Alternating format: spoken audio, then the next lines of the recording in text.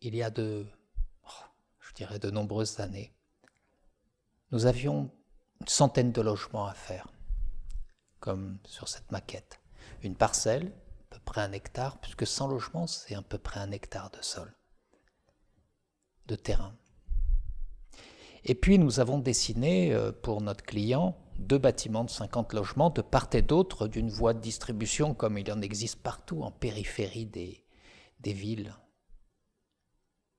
Et on s'est dit, c'est formidable, ce bâtiment sur sa parcelle d'un demi-hectare comme ça, sur pilotis avec son parking. Et puis tout d'un coup, on s'est rendu compte que notre bâtiment, 16 mètres d'épaisseur, ce bâtiment faisait exactement la même largeur que la route. Et qu'aujourd'hui, on construit tous nos bâtiments de logement, de bureaux, d'hôtels, de 16 mètres. Pourquoi ? Parce que 16 mètres, c'est exactement l'épaisseur d'un parking. Une route de 5 mètres et 2 espaces de stationnement de 5 mètres de part et d'autre, ce qui fait, avec la structure, 16 mètres. Et en ayant construit ce projet, on se rend compte tout d'un coup que de part et d'autre, on voit la route. Pas très intéressant. Mais surtout, on entend les voitures.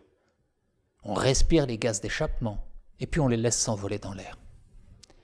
Et là, on s'est posé la question, mais pourquoi on artificialise ce sol alors qu'il semblerait si simple de construire, puisque notre bâtiment fait 16 mètres et que la chaussée fait 16 mètres, au-dessus de la chaussée. Quelle drôle d'histoire. Chaque fois qu'on a présenté ça, les gens disent « Oh, ça s'est jamais fait, qu'est-ce que c'est que cet urbanisme ? Ça ressemble aux trucs modernes des années 70, enfin quoi ?» Pas du tout. Il s'agit simplement de préserver ce qui a été construit, c'est-à-dire les routes, et de bâtir, comme les Tessinois l'ont fait, la ville sur la ville. Dire ce qu'il y a de plus beau et de plus précieux, c'est les espaces verts, et ce qu'il y a de plus cher et qui nous apporte fortune et pollution, c'est les voies, les routes. Comme dirait mon ami, à partir du moment où on met le projet sur ce qu'il y a de plus contraignant et de plus moche, on a déjà résolu une grande partie du projet, c'est-à-dire qu'on regarde autour du projet, on ne voit quoi ? Que des espaces verts, qu'on a laissés indemnes. Et ensuite, on a commencé à travailler avec l'ensemble des partenaires universitaires, centres industriels, services de sécurité et de santé publique, pour chercher ce que ce projet apportait au niveau de la lutte contre le réchauffement climatique, le respect, la protection de la biodiversité, la sécurité publique et la santé publique.